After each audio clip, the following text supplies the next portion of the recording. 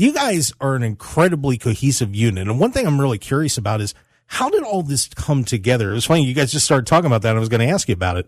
How did this all happen that the four of you managed to pull together a faction? Because it's really hard to do on the independent scene. You know, everybody's kind of going all over the place, and somehow you guys have pulled it together and are just working so smoothly. Tell the story. Well, we're actually doing the impossible because, as you said, yeah, it's hard to make a faction work on the indies because most factions are made in television companies, you know. And what we're doing right now is really kind of it's breaking new ground. It's kind of revolutionary. But back in 2019, I had the idea to put this group together because I was Lights Camera Braxton and I was enjoying, you know, putting this character together, but you know, I was just thinking about how can I stand out more and what can I do to elevate, you know, my game and elevate the story that I'm trying to tell. And you know, I had the idea to put this faction together, and I talked to Joe about it, and it was just an idea that, you know, he, you know, had in the back of his mind. You know, I would just always talk to him about it, and he would, you know, always make jokes about people that he could throw in there. But I told him, you know, there were a few draft picks that I had that I won't mention, but my very first draft picks were Fresco and Watson, just because I had seen Watson coming out from Arizona, driving out from Arizona, and anytime he got in the ring, I was always really impressed with him, and I always thought, man, he's a greatly unique talent, and there's so much that he could be doing if he just had a chance to be in front of, you know, more people and doing more, you know, and wrestling in a bigger spotlight. And Fresco, I saw he was in a tag team, and I saw that he had a natural charisma, and I saw that there was a lot of potential for him if he was able to be in a position to where he could learn and get better in a protected setting and in a structured idea. So, you know, I talked to Joe about it, and one of those days, it was just one of those FSW events to where, you know, he wanted to put together a 6-man tag team match, and he had the babyface team all figured out, but he had no idea who the heel team was going to be. And it was just one of the things where it was a conversation, and he said, all right, well, you know, you guys, we're going to give you guys a shot. And ever since then, it was a mission to figure out how can we get booked together other places. How can we, you know, elevate our game? Our real launching pad was getting to feud with Sefa Fatu, who is Solo Sikoa now on WWE. You know, that was the real shot that you really got to see me on the microphone and us drawing heat and fans booing us out of the building and really wanting to see Sefa kill us. That was when it was proof to me that, like, okay, I was right, and this is an idea that's gonna work if I just keep working on it. And we all just keep getting better together.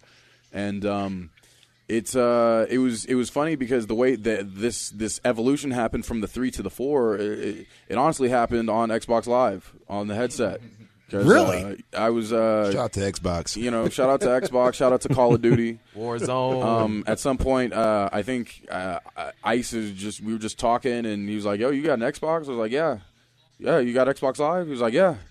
Oh shoot! All right, hop on Halo, hop on Call of Duty, whatever. So, you know, we just started hanging out, you know, after shows and just playing video games, and we just would throw ideas around and talk about the show. And at one point, I just remember throwing it out to him, like, you know, hey man, you might want to, you know, switch it up, and you know, what if you joined us? And at first, he was kind of like, I don't know, I'm doing Ice right now, and I respected him for doing Ice, you know, and that was the only reason I never talked to him about it before, is because, you know, when you're in a group, you sacrifice sometimes a little bit of your individuality, and I never wanted to, you know, I always saw him as a singles act, but the way we just started bouncing ideas off each other and creating the vision for it, you know, he started to see it, and you know, he was in a match with Funny Bone, he had to defend his championship, and you know, I always told him, you know, if you need us, we'll be there. And he didn't say whether or not he wanted us to be there or not, but I just seen him in that match with Funny Bone, and I just looked to the boys and I said, hey, we need to go out there right now. And we ran out there, we beat up Funny Bone, and you know, the rest is history. You know, we've been traveling together, working together, building together, and this is the best faction, not only in the history of Las Vegas, but is the best faction on the independent scene as is right now. You will not see anybody doing what we're doing at the level that we're doing it as a group that was built on the indies. Yeah, and Brian, you've seen these guys pull it all together. You know, your thoughts on that? Yeah, absolutely. I mean, it was, I remember seeing them the first time. I mean, they were out there. It was like, okay, well, let's see what happens.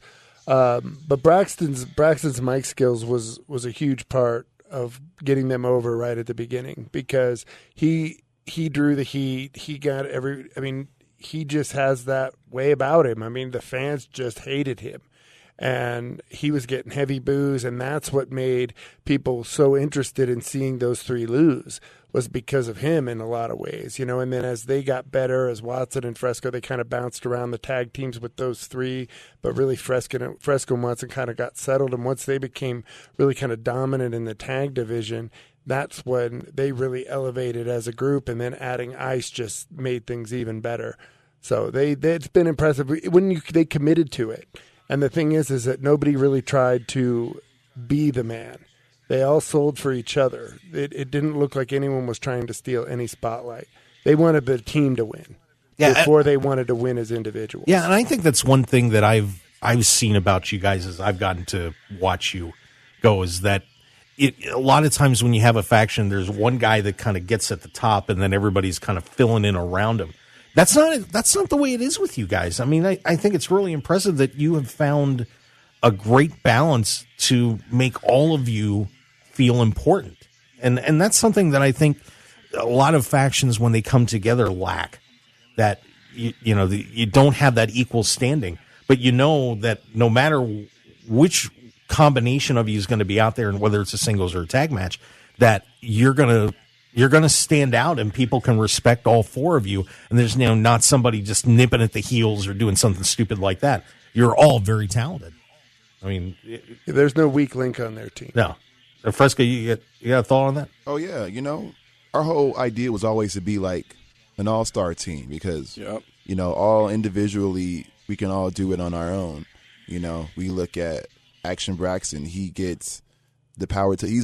That's a real effect. Power to the building. Whenever he has matches, whenever he's involved in anything, when people engage with him, he's the most engaging guy, perhaps in sports entertainment today.